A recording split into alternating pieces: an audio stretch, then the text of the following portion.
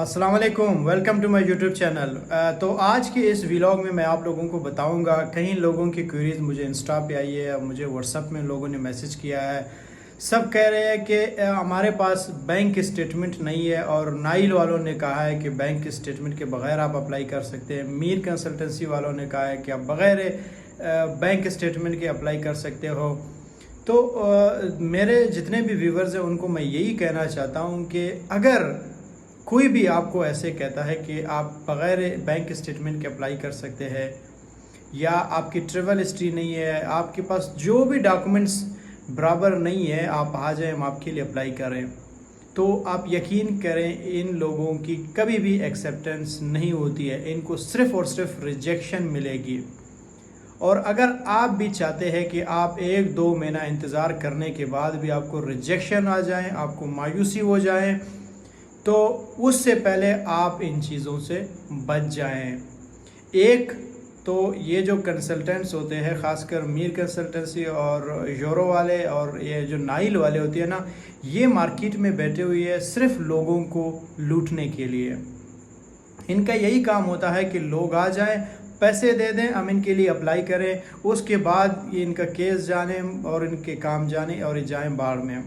और ख़ासकर ये जो पैसे ज़्यादा बोलते हैं, 1-2 लाख 3-4 लाख, मतलब कि हम आपके लिए डन बेस पे करेंगे, बैंक स्टेटमेंट भी बनाएंगे, सब डॉक्यूमेंट जो भी नहीं है आ जाओ, हम आपके लिए बना के आपको दे देंगे। यानी ये आपके ज़िंदगी के साथ खेल रहे होते हैं। एक इनको पाकिस्तान की जो सिचुएशन है, लोगों की यहाँ पे इस वक्त सिचुएशन है, इसको नहीं समझते हुए उनके ज़िंदगियों के साथ खेलते हैं। किसी एक को अगर रिजेक्शन आती है तो वो मज़ीद 6 महीना और साल जलील हो सकता है। अगर एक डॉक्यूमेंटेशन की वजह से हो सकता है वो कंट्री आपको ब्लैक लिस्ट करें। तो मेरा अपने तमाम व्यूवर्स से यही इल्तिजा है, यही दरख्वास्त है, चाहे आप कनाडा के लिए अप्लाई कर रहे हो, स्पेन के लिए कर रहे हो, पुर्तगाल के लिए, पोलैंड के लिए, यूएसए के लिए, तो कम से कम आप लोग कोई भी फेक डॉक्यूमेंट्स ना लगाएं। फेक डॉक्यूमेंट्स वक्ती तौर पर आपको फ़ायदा दे सकता है। वक्ती तौर का जो फ़ायदा है वो क्या है, वो ये है कि आप 1-2 महीना 3 महीना 4 महीने तक इस खुशी में होंगे कि मैंने अप्लाई किया हुआ है, मेरा वीज़ा आने वाला है।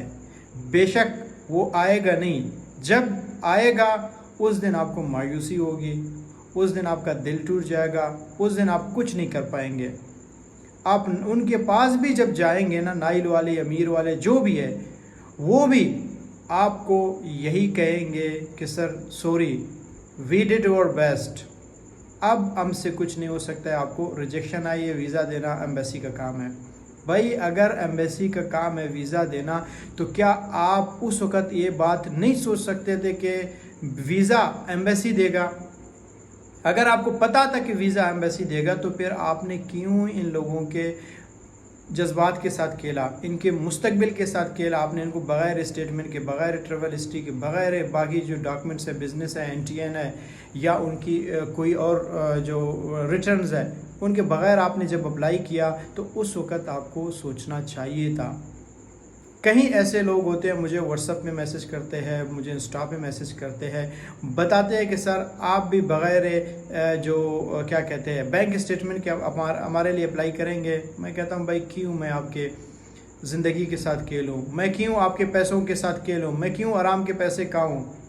मैं अगर आपके लिए अप्लाई करूंगा, अगर आपके केस को मैं फ़ाइल करूंगा, सबसे पहले ये है कि मैं आप लोगों को बताता हूं, आप लोग ख़ुद फ़ाइल करें। अगर नहीं कर सकते, मेरे पास आते हैं, तो मैं आप लोगों को पहले से बताऊं, अगर आप लोगों की बैंक स्टेटमेंट नहीं है, आप काइंडली मेरे पास ना आए, मैं ऐसा 2 नंबर काम नहीं करता हूं।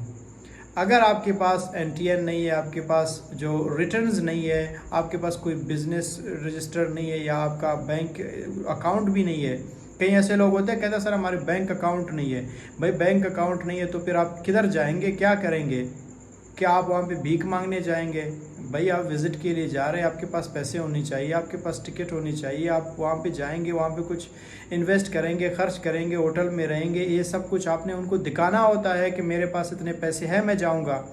अगर आपके पास इतने नहीं है तो फिर आप क्यों जा रहे हैं, कनाडा जा रहे हैं, स्पेन जा रहे हैं? उससे अच्छा तो आप इधर बैठे, इस्लामाबाद में बैठे, कराची में बैठे, रावलपिंडी में बैठे। अगर आप जाना चाहते हैं तो कम से कम वो जो रिक्वायरमेंट्स उनके वेबसाइट में बताए गए हैं उनके ऊपर आप उतरें। रिक्वायरमेंट्स क्या है? यही है कि आपकी बैंक स्टेटमेंट होनी चाहिए, और वो भी 6 महीने के लिए होनी चाहिए। 3 महीना भी नहीं चलता है, 2 महीना भी नहीं चलता है। जो आपको कहते हैं 3 महीने वाला भी बैंक स्टेटमेंट चलेगा, ये बगैर स्टेटमेंट के आप अप्लाई कर सकते हो, तो यकीन करें वो आपकी ज़िंदगी के साथ खेलते हैं, वो आपसे झूठ बोलते हैं। तो आपके पास FRC होनी चाहिए, आपके पास बैंक स्टेटमेंट होना चाहिए, और आपका ट्रैवल हिस्ट्री बेशक ना हो, उसकी मैं कह सकता हूँ कि उसकी कोई रिक्वायरमेंट नहीं है। आप किसी भी वेबसाइट में जाएं, किसी भी एम्बेसी में जाएं, वो आपको ये नहीं कहेगा कि आपकी बैंक जो ट्रैवल हिस्ट्री है या नहीं है। हाँ, अगर आपकी जो ट्रैवल हिस्ट्री या फिर आपके जो घर के कागजात या कोई भी प्रॉपर्टी आपके नाम पे, इससे आपका केस स्ट्रॉन्ग होता है, ये आपकी रिक्वायरमेंट्स में नहीं होता है। तो अगर आप कहीं पे भी जाना चाहते हैं तो आप बैंक स्टेटमेंट और आपका FRC, आपका पासपोर्ट 6 मंथ वैलिड होना चाहिए, CNSE एक्सपायर नहीं होना चाहिए, आपका NTN होना चाहिए, फाइलर होना चाहिए, आपको रिटर्न्स आपके 3 इयर्स या 2 इयर्स होनी चाहिए। अगर आप चैम्बर कॉमर्स का मेंबर है तो उसकी अगर मेंबरशिप है वो आपकी केस को स्ट्रॉन्ग करता है। अगर नहीं होता है तो इशू नहीं होता है। अगर आप जॉब होल्डर है तो आपके लिए NOC मस्ट होता है। बग़ैर NOC के और बग़ैर सैलरी स्लिप्स के आप अप्लाई नहीं कर सकते हैं।